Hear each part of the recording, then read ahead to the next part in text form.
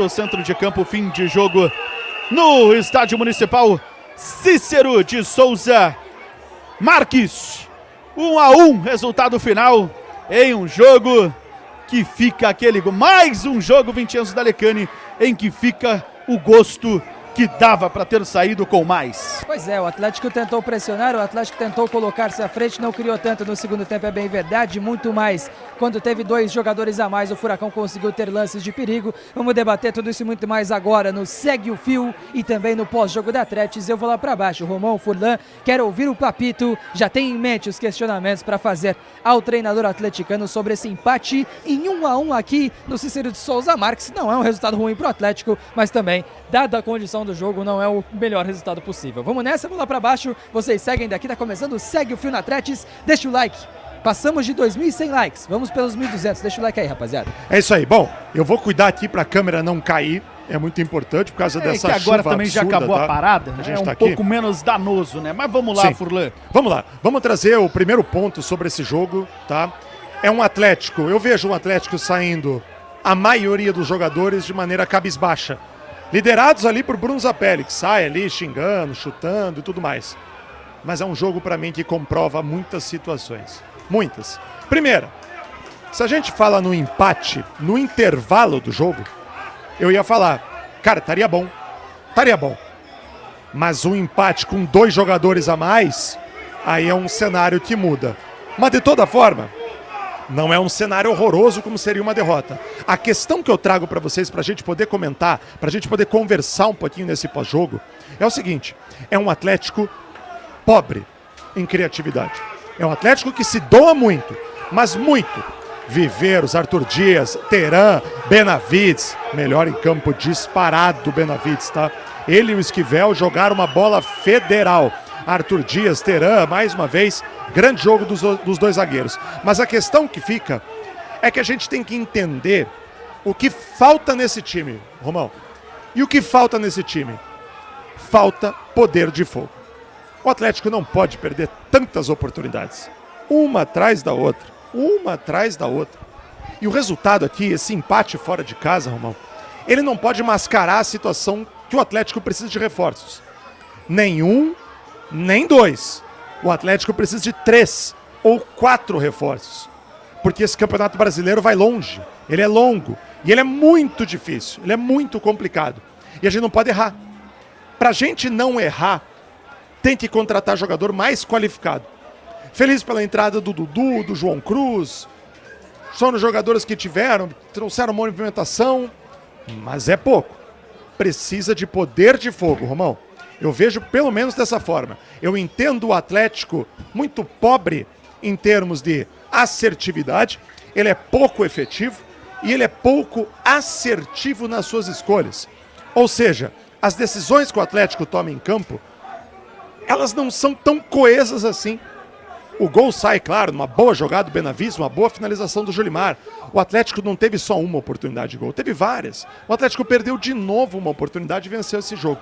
Não vou criticar tanto, porque até saiu com um ponto fora de casa e todo ponto é importante. O Atlético chega a 7 no campeonato. O objetivo do Atlético não muda com esse empate. Assim como não mudaria se tivesse ganhado o jogo. Se tivesse ganho o jogo, estaria todo mundo muito feliz. É muito verdade. Mas a realidade é assim, não pode mascarar. Eduardo Freeland está aqui, acompanhou o jogo, sabe das carências. E o Atlético precisa contratar. Que assim seja, que a gente continue nessa toada, que o Atlético possa brigar por todos os pontos. Mas hoje, faltou um pouquinho e faltou principalmente efetividade, os mesmos erros que o Atlético teve contra o Corinthians. Mais uma vez, Furlan, o Atlético, ele peca nos detalhes. Assim como foi contra o Corinthians, por exemplo, que o detalhe foi uma cobrança de pênalti, que cobrança boa é que entra. Ele consegue deslocar um dos melhores pegadores de pênalti que tem na Série A do Campeonato Brasileiro, que é o goleiro Hugo Souza, apesar de toda a deficiência que tem saindo com a bola nos pés, a gente sabe, mas foi um detalhe que mudou completamente o cenário da partida.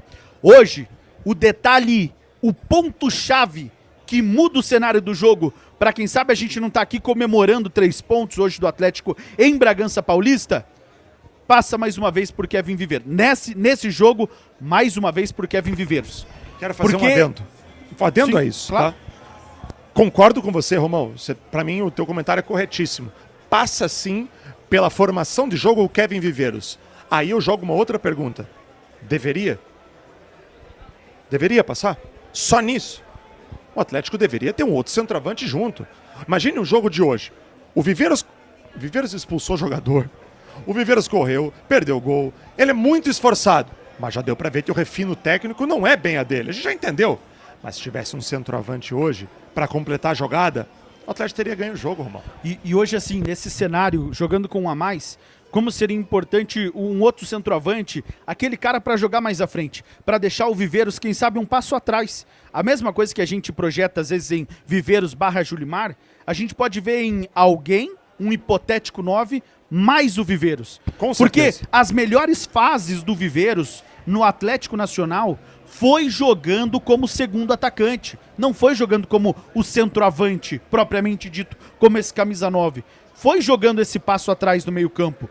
Mas isso daí é uma leitura que passa daí pela gestão que não tem a competência ou não teve até aqui para reforçar de fato essa equipe para 2026. Para reforçar de fato uma equipe para encarar uma Série A que a gente está vendo que dá para ser encarada de frente. Com certeza. O Atlético Concordo. tem condição. Em 4 jogos, o Atlético mostrou condição. Quando não teve uma condição real de domínio de jogo, mostrou que a transição, mostrou que a resiliência é um dos pontos. Quando teve volume de jogo, quando teve trocação franca também, como foi o caso de hoje. Concordo. Trocação franca hoje, trocação franca contra o Santos.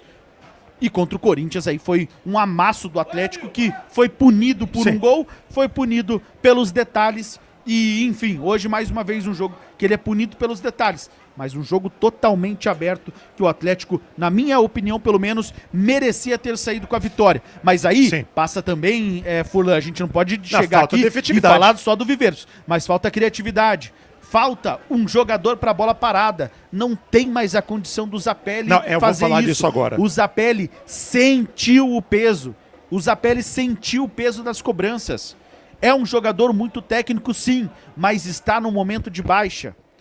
Então, Furlan, Eu tenho uma infelizmente esses jogadores, eles têm que entrar em campo porque o cobertor, ele é curtíssimo pro Furacão. Infelizmente, essa é a equipe que a gestão entregou pro Odair trabalhar e não tem peças.